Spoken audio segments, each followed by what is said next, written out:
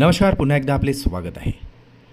सरकारी कर्मचाऱ्यांच्या पेन्शन संदर्भात सर्वोच्च न्यायालयाचा एक महत्त्वाचा निकाल. चला तर पाहूया याविषयी सविस्तर बातमी. त्यापूर्वी चॅनलला नवीन असाल तर सबस्क्राईब करायला विसरू नका. नवनवीन अपडेट मिळविण्यासाठी बेल आयकॉनला प्रेस करायलाही विसरू नका. ही अत्यंत महत्त्वाची कामाची आणि आनंदाची बातमी आपल्या सहकारी मित्रांना शेअर करून व्हिडिओला लाईक करायलाही विसरू नका. सरकारी कर्मचाऱ्यांच्या पेन्शन संदर्भात सर्वोच्च न्यायालयाने आत्ताच महत्त्वपूर्ण निर्णय दिलेले आहे.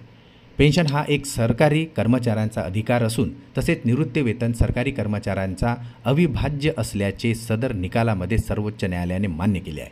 तसेच यामध्ये न्यायालयाने असेही नमूद केले की पेन्शनची रक्कम ही वेतन बँडच्या 50% कमी असू नये अशी बाब स्पष्ट नमूद करण्यात आलेली आहे.